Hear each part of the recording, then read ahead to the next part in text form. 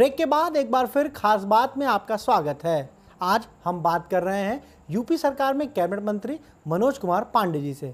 Sir, break पर जाने से पहले हमने तमाम सवाल आपसे पूछे। हम आपसे ये जानना चाहेंगे, समाजवादी पार्टी में जो सब कुछ ठीक चल रहा है?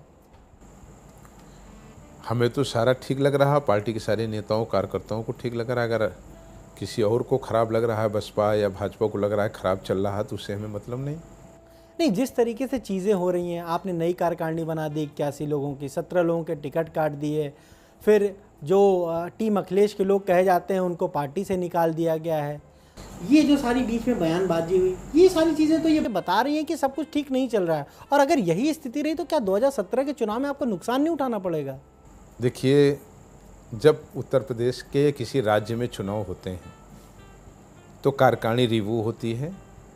कहीं कहीं जिला अध्यक्षों को भी अगर कोई बेहतर जिला अध्यक्ष मिल रहा है तो चुनाव के लिहाज से बेहतर जिला अध्यक्ष बनाया जाता है।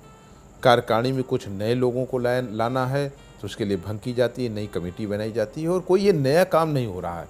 उत्तर प्रदेश के सभी राजनीतिक दलों में ये प्रक्रिया चलती रहती है। हमारी पार्टी ने भी अपनी कमेटी को रिव्यू करने के लिए और एक बार नई ऊर्जा से लोगों को मैदान में उतारने के लिए नई कार्यकारिणी का गठन हुआ। उसमें पुराने लोग भी हैं, नए लोग भी कुछ जुड़े हैं, कुछ लोगों को किसी दूसरे काम में लगाया गया। कभी हम मंत्री रहते हैं, कभी हमें संगठन का काम दिया जाता है, कभी हमें चुनाव लड़ने के लिए कहा जाता है और कभी पार्टी का काम करने के लिए कहा जाता है। तो पार्टी वो खुद ये महसूस, जिस व्यक्ति के अपने वर्कर के लिए जिस जगह पे महसूस करती है कि इसकी उपयोगिता यहाँ पर है, उसको वहाँ पर लगाने का काम करती है। लेकिन सीधी सीधी अब तो ये कहा जा रहा है कि दो गुट हो गए हैं, शिवपाल यादव का अलग गुट, अखिलेश यादव का अलग गुट। अब हमको लगता है कि हमारे कुछ सम्मानित मीडिया के लोग जरूर ये बात कहते होंगे, लेकिन दल के अंदर तो कहीं ऐसी कोई बात नहीं है। आप नेताजी, माननीय नेताजी हैं, उत्तर प्रदेश के हमारे माननीय मुख्यमंत्री जी हैं, उत्तर प्रदेश के हमारे माननीय शिवपाल जी हैं, अध्यक्ष हैं हमारे पार्टी के वो, और सब सम्मत से सम्मानित हमारे अध्यक्ष हैं। और हमें लगता है कि आप लोगों ने कई बार इसी हफ्ते में एक साथ उनको देखा भी है, एक साथ उनके निर्णय होते हुए भी देखा है, सामूहिक बैठ के बात होते देखा है। और समाजवादी पार्टी एक बहुत मजबूत पार्टी है जिसमें शक्ति है, जनाधार है, लोग हैं, विचार हैं।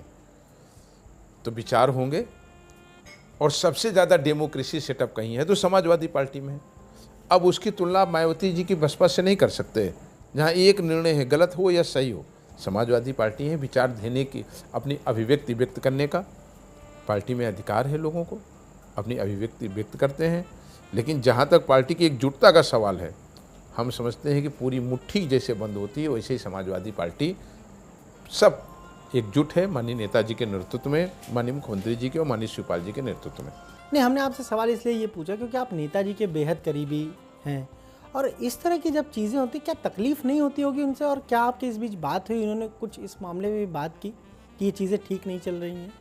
नहीं, एक कार्यकर्ता के रूप में नेताजी से भी भेंट होती रहती है, माननीय मुख्यमंत्री जी से भी होती रहती है, माननीय प्रदेश अध्यक्ष जी से भी होती रहती है। और हमें तो कभी इसका ज़रा सा शक भी नहीं हुआ, न कहीं हमें दिखाई दिया। हम तो देख रहे हैं हमारे पार्टी में जितना अनुशासन है, सब लोग एक साथ हैं। और कहीं अगर कोई छोटी मोटी बात आती भी है तो उसको हमारे जो वरिष्ठ नेता हैं वो सब बैठ करके उसको ख़त्म भी करते हैं। और हमें तो कहीं नहीं ऐसी नज़र आई कोई ऐसी बात है पार्टी में।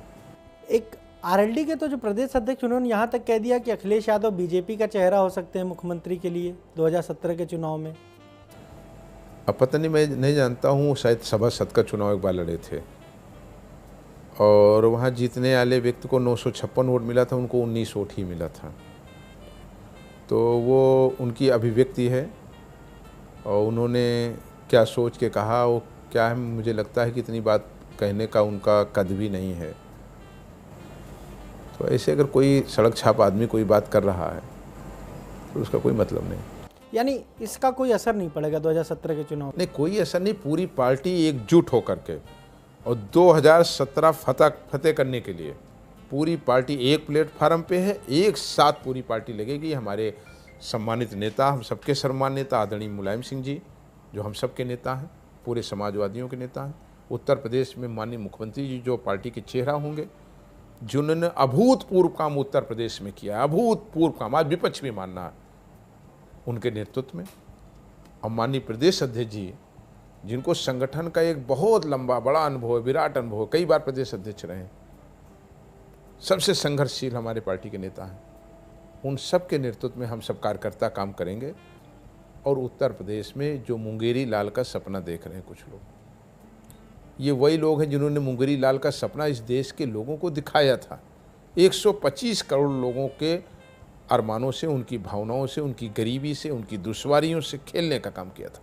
जिन्होंने कहा था कि हम 15 लाख 18 लाख हर गरीब के खाते में बेचेंगे, जिन्होंने कहा था कि 1 साल के अंदर हर ऐसे व्यक्ति को जिसके पास छत नहीं है उसको मकान देने का काम करेंगे, जिन्होंने लोगों ने कहा था कि 1 साल में कोई बेरोजगार नहीं रह जाएगा, हर नौजवान को रोजगार देंगे, उनसे आज पूरा देश और खासकर उत्तर प्रदेश अपने को ठगा सा महसूस कर रहा है।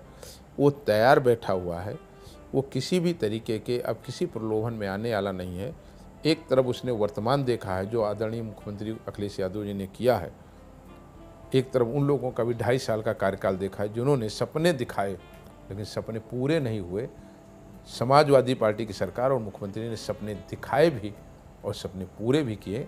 उनके बीच में उसे निर्णय लेना है और वो निर्णय उचित और सही लेगा लोकतंत्र में। सर, लेकिन अगर सब कुछ ठीक है तो जनेश्वर मिश्र ट्रस्ट का जब कल उद्घाटन हुआ है तो वहाँ नेताजी भी नहीं पहुँचे, शिवपाल यादव भी नहीं पहुँचे और आप भी नहीं पहुँचे। जनेश्वर मिश्र के भी आप करीबी रहे, आप भी नहीं वहाँ पहुँचे और वहाँ ज़्यादातर वो लोग थे जो पार्टी से निकाले गए हैं। नहीं, ये तो आप कह रहे हैं। जहाँ तक मेरा सवाल था, मैं कल रायबरेली में एक बेहद आवश्यक अपने क्षेत्र के कार्यक्रम में मैं था। वहाँ 2 बच्चों की मृत्यु हो गई थी तो घाट पे था और कल नवरात्र का अंतिम दिन था, अष्टमी का, हमें हवन वगैरह भी करना था, मैं व्रत भी था। और जहाँ तक रही बात, जनेश्वर जी का बहुत सम्मान माननीय मुख्यमंत्री जी करते हैं और नेताजी के तो वो सखा के रूप में भी रहे और कई रूप में वो रहे, कभी गुरु के रूप में, कभी मित्र के रूप में, कभी जनेश्वर जी नेताजी के कार्यकर्ता के रूप में भी दिखाई दिए इस देश में। ये दोनों लोगों के आपस के चीज़ें रहीं नेताजी और जनेश्वर जी के बीच में। और नेता माननीय जनेश्वर जी माननीय अखिलेश जी को भी बहुत स्नेह करते थे। उनका भी यह सपना था कि उत्तर प्रदेश के मुख्यमंत्री के रूप में हम देखें उन्हें। शायद आज वो होते तो उनको बहुत प्रसन्नता होती। तो कभी किसी कार्यक्रम में नेताजी जाते हैं, कभी नहीं जा पाते हैं। हमारे बड़े नेता हैं, सबके कार्यक्रम अलग अलग लगे रहते हैं, तो इस चीज़ को इससे नहीं जोड़ा जा सकता। किसी कार्यक्रम में कोई नहीं पहुंचा तो उससे कहीं कोई दिक्कत है। मनोज कुमार पांडे के साथ खास बात जारी रहेगी, लेकिन फिलहाल लेते हैं एक छोटा सा ब्रेक।